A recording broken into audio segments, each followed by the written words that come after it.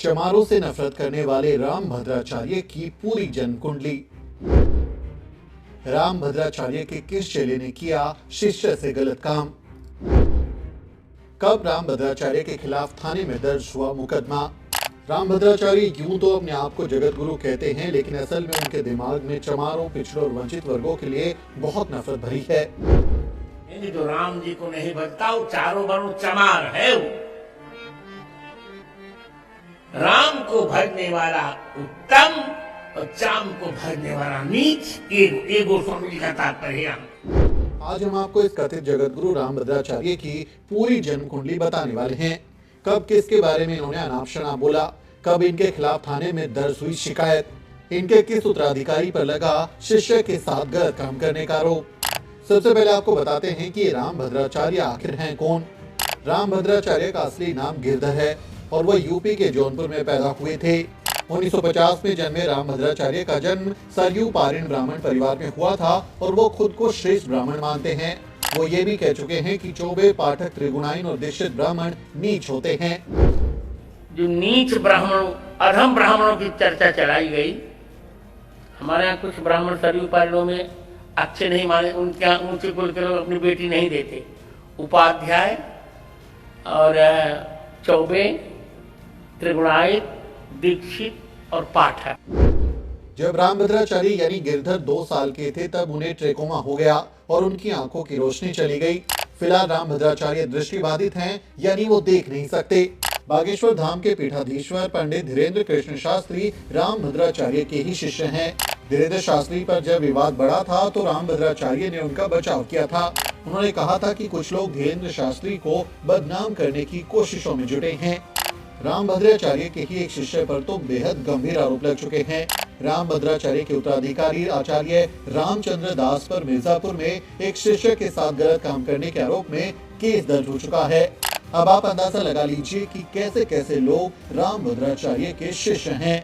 Media वाले राम भद्राचार्य को 22 भाषाओं का जानकार और अब तक 80 ग्रंथों की रचना करने वाला बताते हैं, लेकिन आज तक राम भद्राचार्य को हिंदी के अलावा किसी दूसरी भाषा में कथा सुनाते हुए नहीं देखा गया।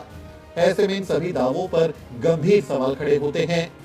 राम भद्राचार्य बाबरी मस्जिद और राम जन्मभूमि विवाद में सुप्रीम कोर्ट में गवाही भी दे चुके हैं। राम जन्मभूमि विवाद में जब सुप्रीम कोर्ट के न्यायाधीशों ने राम भद्राचार्य से राम के जन्म स्थान के बारे में शास्त्रीय और वैदिक प्रमाण मांगे थे तो उन्होंने अथर्ववेद का हवाला दिया था। यूं तो संतों का काम समाज को सही रास्ता दिखाना होता है, लेकिन राम भद्राचार्य अक्सर समाज में नफरत फैलाने वाली बातें करते रहते हैं। वो कथा के दौरान प्रवचन कम और दलितों, आदिवासियों और पिछड़ों के आरक्षण को ज्यादा कोसते हैं। यदि यही रहा ओबीसी, एससी, एसटी, तो थोड़ी ही दिन में इस भारत में खूनी क्रांति को आप आमंत्रित करेंगे नेता लोग, और उसको कोई बचा नहीं सकेगा। तुम में यदि दम हो तो जात के आधार पर किया गया आरक्षण समाप्त करो। यहाँ गौर करने वाली बात यह भी है कि कथित संत राम भद्राचार्य सवर्णों को मिलने वाले सुदामा कोटा यानी ईडब्ल्यूएस आरक्षण पर कुछ नहीं बोलते, जबकि उनकी जाति के लोग सबसे ज्यादा ईडब्ल्यूएस का फायदा ले रहे हैं। राम भद्राचार्य ब्राह्मणों को मिलने वाले जन्मजात आरक्षण के बारे में भी एक शब्द नहीं बोलते। वो ये नहीं कहते कि सदियों से ब्राह्मणों ने मंदिरों का पुजारी बनने, दक्षिणा लेने और धर्म कर्म के नाम पर अपना धंधा चलाने का जन्मजात आरक्षण पाया है वो खराब है। उल्टे वो अपने ब्राह्मण होने पर गर्व करते हैं। मैं अपने लिए भी कह रहा हूँ, छिपा ले रहा हूँ, मैं पहले ब्राह्मण हूँ, जाओ लोग उसका नौकर लेना। मैं पहले ब्राह्मण हूँ, फिर साधु हूँ, फिर त्रिदंडी सन्यासी हूँ,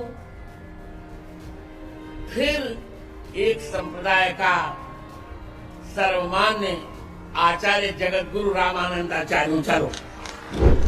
मान्यवर कांशीराम साहब ने कहा था कि हमारी लड़ाई मंदिर और मस्जिद की नहीं है, बल्कि स्कूल और कॉलेज की है। हमें उनकी बात माननी चाहिए और ऐसे लोगों के यहाँ नहीं जाना चाहिए। लेकिन कांशीराम साहब बहुजन समाज के महानायक हैं, लेकिन एक वायरल वीडियो में यही संत राम भद्राचार्य कह रहे हैं कि मरे मुलायम कांशीराम, प्रेम से बोलो जय श्री राम। मरे मुलायम कांशीराम, प्रेम से बोलो।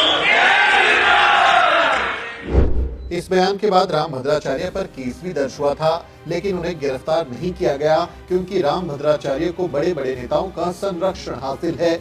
अब सोचिए इस आदमी के दिमाग में SC ST OBC के लिए कितनी गंदगी भरी होगी। वंचित वर्गों के साथ सदियों से अन्याय हुआ है, सदियों तक उनका शोषण हुआ है। भारत में आजादी के बाद इन वर्गों को मरहम के तौर पर आरक्षण जैसी जरूरी सुविधा दी गई और इससे देश को बेहतर बनाने में बहुत मदद हुई। लेकिन राष्ट्र निर्माण की ऐसी जरूरी व्यवस्था के खिलाफ ही राम भद्राचार्य जैसे लोग बेतुकी बयानबाजी कर रहे हैं। आरक्षण पर ऐसे घटिया विचारों को देशद्रोही की श्रेणी में डालना चाहिए और राम भद्राचार्य के खिलाफ केस दर्ज कर उसे तुरंत गिरफ्तार किया जाना चाहिए। पुलिस को चाहिए कि वो इन वायरल वीडियो की जांच करे और राम भद्राचार्य के खिलाफ SC ST एक्ट की धाराओं में केस दर्ज कर उसे तुरंत गिरफ्तार करे, क्योंकि ऐसे लोग न सिर्फ संतों के नाम पर कलंक है, बल्कि वो समाज के विभिन्न वर्गों में आपसी द्वेष भी फैला रहे हैं। आपका इस बारे में क्या कहना है, कमेंट करके जरूर बताएं। आपसे अपील है कि वीडियो को शेयर करें और चैनल को सब्सक्राइब करना ना भूलें।